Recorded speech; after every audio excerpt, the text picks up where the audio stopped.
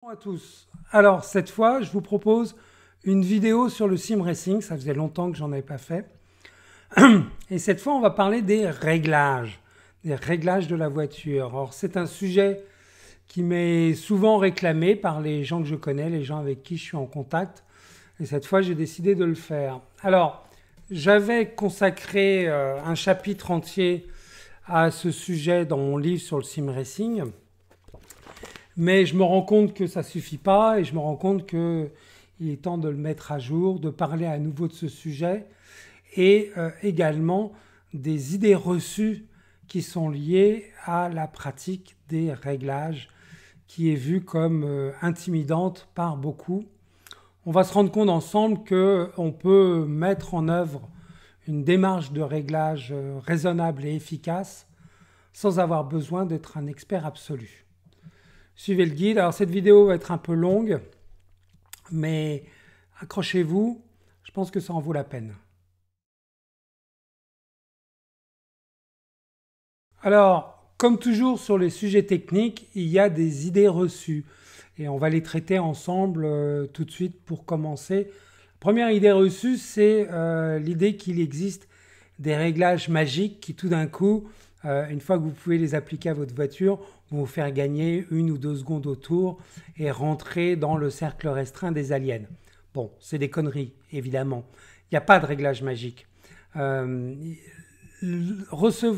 pouvoir utiliser le réglage d'un alien, de quelqu'un qui est bien plus rapide que vous, va pas vous aider. Tout simplement parce que ces réglages sont adaptés à son pilotage qui n'est pas le vôtre. Donc vous n'allez pas pouvoir exploiter correctement la voiture une fois qu'elle va être réglée dans ce sens. Et donc vous pouvez oublier l'idée d'un réglage magique qui tout d'un coup va vous faire gagner beaucoup en performance. C'est pas autre chose qu'une idée reçue. Désolé. L'autre idée reçue commune, c'est de penser que les réglages peuvent compenser à peu près tout. Ils sont aussi bien vos lacunes de pilotage que les défauts fondamentaux d'une voiture. Bien sûr, c'est faux et c'est surtout pas comme ça qu'il faut utiliser les réglages. C'est pour ça que je vous propose, avant de commencer, de lire le chapitre sur les bases du pilotage sur circuit que j'ai mis en descriptif. Bah oui, je vous offre ce chapitre parce que c'est bien connu, je suis super cool.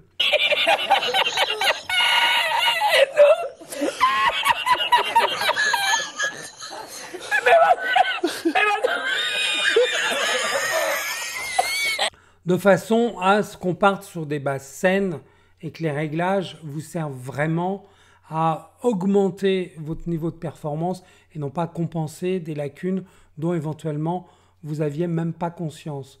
Pareil pour la voiture, si la voiture est fondamentalement sous-vireuse par exemple, bah même en bricolant beaucoup les réglages, vous n'allez pas changer vraiment son caractère et vous allez passer beaucoup de temps pour des résultats éventuellement décevants. Donc voilà, ça c'était les idées reçues. Et pour justement partir sur des bonnes bases, je vous invite une fois de plus à quand même lire, il faut lire, le chapitre sur le pilotage que je vous propose en descriptif. Puis après, on rentre dans le vif du sujet, promis. Bon, le vif du sujet, c'est une démarche de réglage, c'est-à-dire comment on fait, qu'est-ce qu'on fait, dans quel ordre. Et évidemment, je ne vais pas vous dire, bon, bah, c'est pas compliqué, il suffit de mettre plus 5 sur la barre anti-roulis avant ou de rajouter du pincement sur le train avant ou ce genre de bêtises. Parce que, bien sûr, ça ne vous aidera pas du tout. Les réglages sont tout à fait relatifs. D'abord au type de voiture. On ne va pas faire le même type de réglage sur des voitures vintage que sur des voitures modernes. Et ensuite, au tracé, au circuit. Selon son tracé, est-ce que c'est un circuit rapide, un circuit lent? Et selon les circonstances, par exemple avec la météo, selon qu'il pleut ou pas, eh bien, ce n'est pas le même type de réglage. Donc, soyons clairs, tout est relatif. Et je ne vais pas vous proposer une recette à appliquer à la virgule près, ça n'existe pas. Je vais vous proposer une démarche de façon à ce que vous-même, vous fassiez l'acquisition de l'apprentissage des bases du réglage, de façon à pouvoir vous-même arriver à mettre en place des setups qui vous permettent effectivement de gagner en performance. Gagner en performance, qu'est-ce que ça veut dire? Eh bien, fondamentalement, il faut comprendre que la démarche de réglage, c'est pour augmenter le confort de pilotage. La vraie performance, elle ne vient pas de votre voiture, elle vient de vous. Elle vient de votre capacité à vous hisser dans la zone où vous êtes performant. Et c'est ça qu'on vise en changeant les réglages de la voiture. Faire en sorte que vous n'ayez pas à combattre la voiture et le circuit, qu'au contraire, tout soit facile, tout soit fluide et que vous puissiez exprimer ce qu'il y a de mieux dans votre pilotage. C'est pour ça qu'on fait des réglages et c'est ça qu'on va chercher à obtenir. Donc on va voir ensemble ce qui est important et ce qui l'est moins, évidemment. Et puis on va voir aussi des zones d'ombre, c'est-à-dire ce qui reste au bout du compte. Je ne suis pas capable de balayer tout ce qui concerne les réglages. Par exemple, les réglages sur ovale, moi je ne suis pas très bon, je n'ai pas encore bien compris. Bon, il y a beaucoup d'aspects culturels là-dedans, mais les réglages asymétriques, c'est vraiment un domaine à part qu'on ne va pas aborder. On va se contenter des réglages pour circuit. Voilà, et ce sera déjà pas mal. Pour le côté pratique, je vais vous montrer les panneaux de réglage en utilisant la simulation Automobilista 2. Alors pourquoi Automobilista 2 plutôt que Airfactor ou iRacing, etc. Parce que Automobilista 2, c'est la simulation que j'ai envie de mettre en avant en ce moment. iRacing est très bien, mais ça coûte cher. Et puis le niveau online d'iRacing est vraiment très élevé, donc je ne vous envoie pas directement dans la fosse au lion. Airfactor que j'aime beaucoup, Airfactor 2 que j'aime beaucoup, les versions récentes sont toujours autant buggées, elles plantent, donc c'est un peu pénible. Donc Airfactor 2 pour le moment, on va laisser de côté. Assetto Corsa, j'avoue, moi j'ai jamais réussi à m'y faire complètement. Il y a une question de feeling dans Assetto Corsa que j'arrive pas à apprécier, et c'est tout le contraire d'Airfactor 2 par exemple. Puis l'autre côté dommageable dans Assetto Corsa, c'est les IA qui sont vraiment très mauvaises. Donc tous ces défauts, on ne les retrouve pas dans Automobilista 2. Il y a des défauts évidemment, par exemple, il n'y a pas de modding, donc le choix des voitures et le choix des circuits, c'est uniquement ce qui est proposé par l'éditeur. Mais cette simulation est tellement bonne, est tellement précise, de plus en plus sophistiquée. Je ne dirais pas qu'elle est fidèle parce qu'il y a tout un tas de voitures là-dedans que j'ai jamais essayé, tout un tas de circuits que j'ai jamais vus. Donc j'ai aucune idée de est-ce que ça se comporte effectivement comme ça. Mais le feeling paraît correct. Le feeling paraît bon. Et c'est pour ça que je vous la recommande. Et en plus, pour tout ce qui est réglage, c'est très détaillé. Il y a même des explications. Bon, évidemment, comme d'habitude, c'est tout en anglais. Hein. Là, il n'y a pas d'illusion à se faire. Si vous comprenez absolument rien à l'anglais, dans le sim racing, vous partez avec un petit handicap. On ne va pas se le cacher. Hein. Donc voilà, on va utiliser Automobilista 2 comme cas pratique des différents aspects de la démarche de réglage que je vous propose. Alors, là, on est sur... alors, on a Brands Hatch avec une McLaren MP4 1C.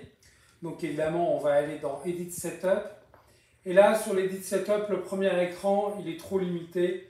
Il faut tout de suite aller dans Advanced Setup, qui permet... Il y a 3 onglets qui permettent de tout balayer.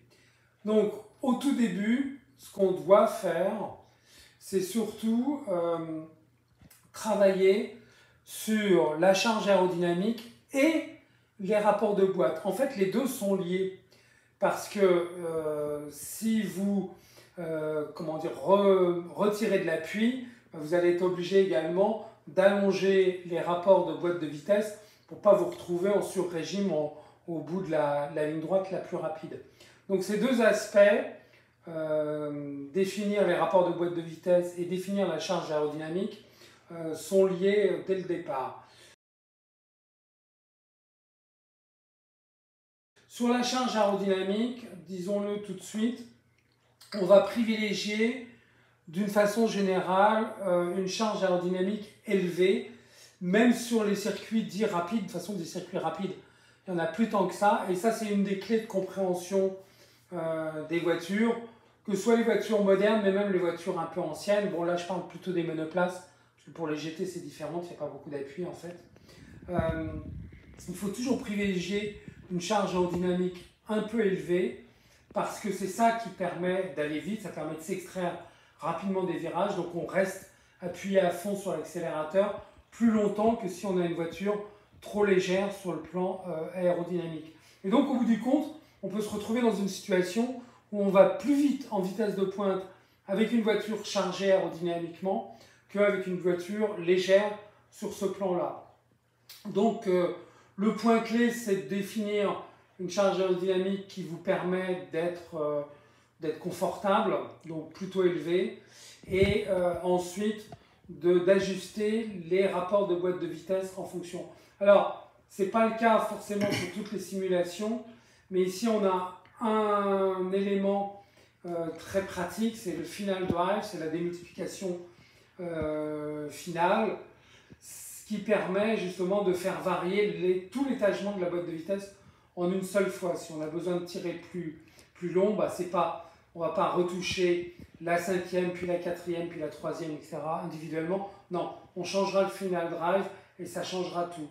Par contre, en matière d'étagement de la boîte, le principe, c'est d'avoir une 5e qui arrive presque au rupteur à l'endroit le plus rapide. Je dis bien presque, pas tout à fait, parce que ça, c'est pendant les conditions d'essai, mais en conditions de course, quand toutes les voitures sont là en peloton, l'aspiration est vraiment très importante, et là, ça vaut le coup de tirer un poil plus long pour éviter de se retrouver en sur-régime.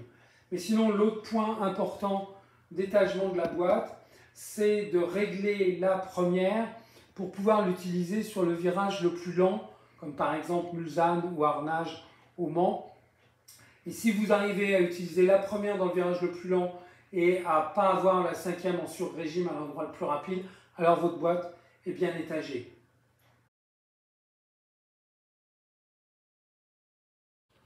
Donc on est dans une démarche de réglage.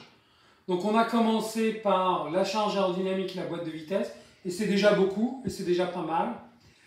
Donc on a défini le grip aérodynamique, maintenant on peut s'occuper du grip mécanique. Alors soyons clairs, sur les voitures modernes et en particulier les monoplaces, le grip aérodynamique est beaucoup plus important que le grip mécanique. Il n'y a pas grand chose à gratter du côté grip mécanique, alors qu'il y a beaucoup à faire du côté grip aérodynamique.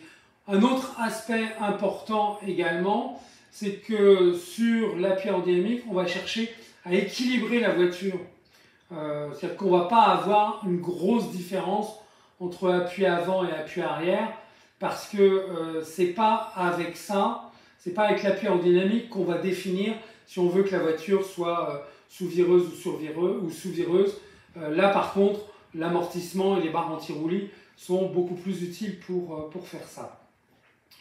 Donc le deuxième point important, c'est d'être sûr d'avoir, alors ici on est dans Tire Brakes Chassis, voilà, d'avoir les freins à 100%, la répartition de freinage, on en parlera tout à l'heure, l'ouverture des écopes de refroidissement, bah, on les met au minimum, bon, on s'aperçoit vite si ça chauffe trop qu'il faut en mettre plus, là ça dépend des tracés. Pour les pneus, on en parlera également à la fin, et puis donc on va parler de l'onglet suspension qui est l'essentiel du grip mécanique. Alors, sur ce plan-là, moi, je ne vais pas vous distiller des secrets, comment dire, très jalousement gardés sur, ouais, si on met plus de caster, si on met ceci, si on met cela. Tout ça, généralement, c'est couper les cheveux en 4. Alors si, évidemment, on veut arriver à battre des aliens, c'est utile, mais d'une façon générale, on peut se contenter de réglages beaucoup plus simples. Il n'y a pas besoin d'aller tellement plus profondément que ce qui est proposé par défaut.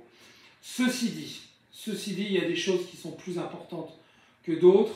Et en particulier, moi, j'aime bien toucher à la hauteur de caisse. Alors, la hauteur de caisse, c'est pas forcément pour mettre la voiture le plus bas possible, parce que généralement, on pense que plus la voiture est basse, plus on va avoir de l'appui, etc. Ce qui n'est pas forcément vrai, et on peut avoir aussi des ruptures d'appui, tout simplement parce que va y avoir un système comment dire, où la voiture va racler, et là, l'appui va s'effondrer. Donc ça, il faut éviter. Il faut absolument éviter de faire, comment dire, que la voiture racle par terre, ça c'est sûr. Par contre, sur la hauteur de caisse, donc le ride height, c'est très important parce que ça va nous permettre de définir le pitch.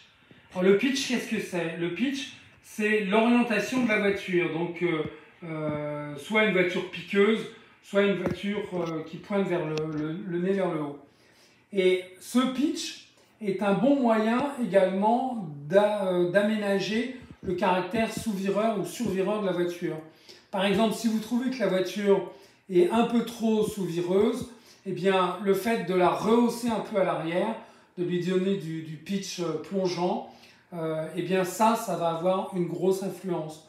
Pareil, si vous trouvez qu'elle glisse trop de l'arrière, abaisser un petit peu la hauteur arrière par rapport à la hauteur avant, ça peut beaucoup arranger les choses.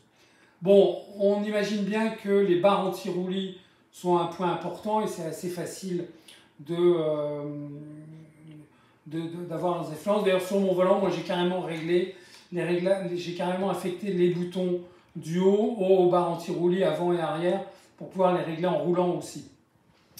Mais le pincement, aussi bien à l'avant qu'à l'arrière, est un élément important, surtout à l'avant.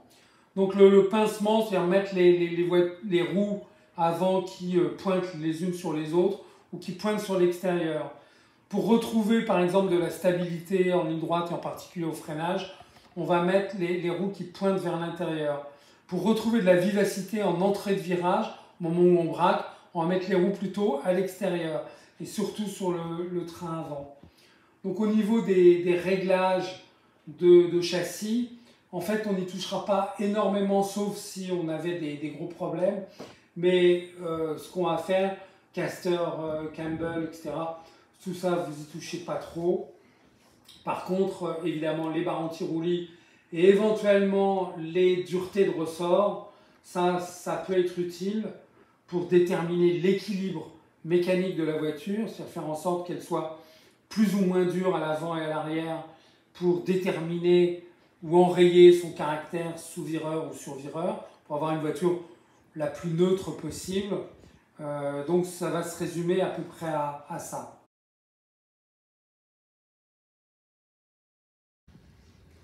Alors, un aspect important de la mise au point, c'est les pneus. Surtout les températures de pneus. Alors, on voit sur l'écran qu'on a 3 températures de pneus, et ça c'est normal, puisqu'on a toujours le pneu intérieur, le pneu au centre et le pneu extérieur, puisque si on a des températures de pneus par exemple, si le pneu au centre est beaucoup plus chaud qu'à l'intérieur et à l'extérieur, ça veut dire qu'il est trop gonflé. Et à l'inverse, si la bande de roulement au centre est plus froide que la bande de roulement à l'intérieur, ça veut dire qu'il est sous-gonflé. Mais clairement, ce qu'on veut, c'est d'avoir des bonnes températures de pneus, c'est-à-dire que le pneu soit assez chaud sans être surchauffé. Et pour ça, on utiliserait éventuellement la télémétrie, mais dans Automobilista 2, on a une interface qui est intéressante et que je vais vous montrer. Clac, là on sort, bing. C'est la possibilité d'afficher, hop, là on voit, je ne sais pas si on voit, on voit les températures de pneus qui vont évidemment évoluer au fur et à mesure que je roule. On voit également les amortisseurs qui s'enfoncent et les températures de frein. On voit tout ça et donc cette interface en quelque sorte une espèce de télémétrie en direct, permet de voir si on est bien au niveau pression de pneu. Oh là, qu'est-ce que je fais là? Yeah, température, pression de pneu et donc directement température. Alors là, je suis sorti, je suis passé de 30 à 40 et ça continue à chauffer. Enfin bref, on a compris. En surveillant comme ça, on arrive à avoir des bonnes indications sur les températures de pneus. Bon, il n'y a pas énormément de choses à gratter de ce côté-là, mais il est clair que si les températures de pneus ne vont pas, si les indicateurs restent bleus au lieu de passer au vert, c'est que clairement vos pneus sont trop froids et là il y a un vrai problème. Soit il n'y a pas assez de charge aérodynamique, généralement c'est ça, soit vous attaquez simplement pas assez. Mais clairement c'est un des points majeurs à aborder. Ok, on retourne.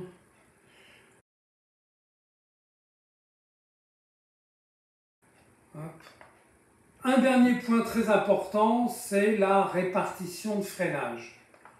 Alors la répartition de freinage qui va jouer beaucoup sur l'entrée de virage, mettre un petit peu plus de frein sur l'arrière par exemple, ça aide à faire pivoter un petit peu la voiture et aider à la faire rentrer dans le virage. Mais on ne doit pas utiliser ça pour compenser une mauvaise habitude de pilotage que vous auriez où vous cherchez à rentrer trop fort dans le virage et donc vous sous-virez en profondeur et vous n'arrivez pas à choper le point de corde et donc si on corrige un peu la répartition de freinage, ça va mieux. Non, la répartition de freinage c'est comme l'équilibre aérodynamique, ça doit donner une voiture à peu près équilibrée. Dans l'idéal, les 4 roues devraient bloquer en même temps si on freine trop fort. Bon, en fait, on sait que pour aider quand même un petit peu à la bascule, on va privilégier une répartition légèrement, très légèrement en faveur de l'arrière.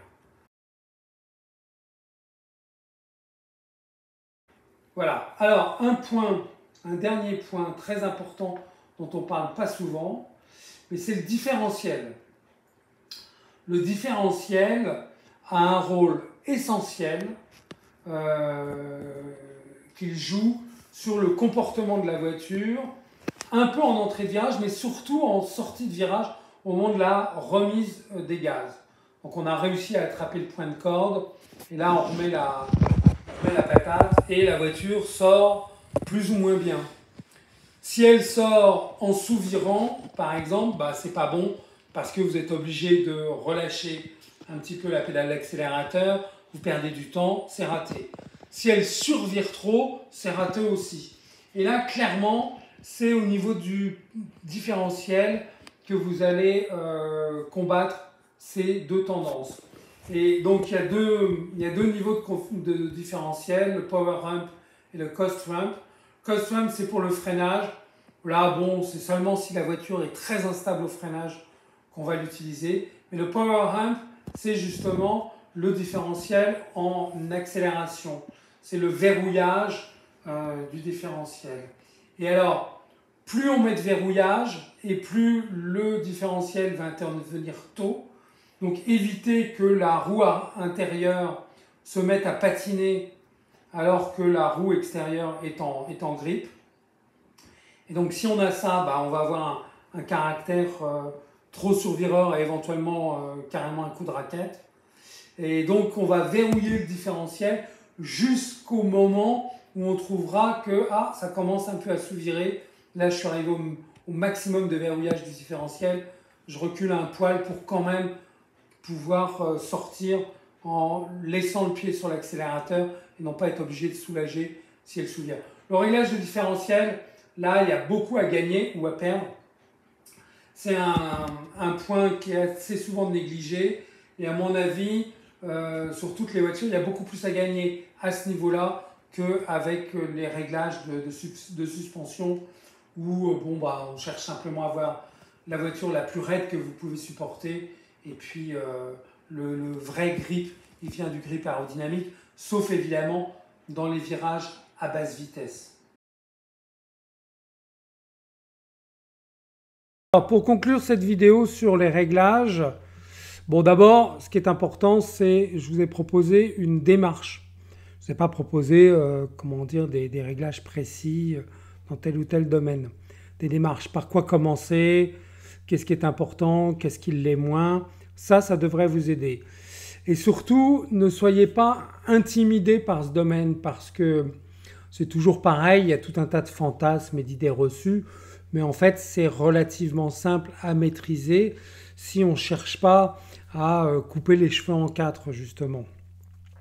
Alors, certains s'étonneraient par exemple que je n'ai pas parlé de télémétrie. Il y a des logiciels externes qui peuvent se brancher sur les données d'Automobilista 2 qui vous permettent d'avoir de la télémétrie qui va être utile par exemple, entre autres, pour voir les variations de hauteur de caisse et voir si vous n'êtes pas trop bas ou si vous êtes trop haut, enfin bon.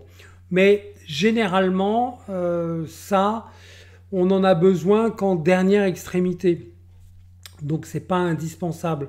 Si déjà vous réglez correctement votre appui aérodynamique, vos rapports de boîte, votre répartition de freinage et votre différentiel, si déjà vous faites tout ça correctement, c'est déjà énorme. Et c'est déjà une énorme différence par rapport aux autres. Et surtout, vous l'aurez fait vous-même. C'est-à-dire que chaque réglage qui améliore la voiture améliore aussi votre compréhension de la voiture et votre appréhension de la voiture et de votre relation avec cette voiture et son comportement. Bien entendu, toutes les voitures ne se comportent pas de la même façon et il y a une très grosse différence entre une GT de type vintage et puis une monoplace moderne. Et bien sûr, on ne va pas régler dans le même sens des types de voitures aussi différents. Par exemple, avec la GT vintage, on ne va pas chercher à faire des freinages de la mort qui tue et à rentrer au point de corde sur les freins parce qu'en fait, elle n'est pas capable de supporter quelque chose comme ça. Et on va privilégier plutôt la sortie de virage, le différentiel quand il est réglable, etc. Alors qu'avec les monoplaces modernes, tout ou presque tout sera dans l'équilibre aérodynamique et dans la gestion de plus ou moins d'appui. Bon, je l'ai déjà dit aussi, tout ce qui est réglage sur ovale est un domaine spécifique dans le domaine spécifique des réglages. Et clairement, on ne l'a pas abordé ici. Bon, on va arrêter ici parce que cette vidéo est déjà assez longue. Mais rappelez-vous, c'est une démarche, il ne faut pas être intimidé. Et plus vous en faites, mieux c'est parce que vous améliorez votre compréhension des réglages et votre compréhension de la voiture. Voilà, bon courage et à bientôt sur les pistes.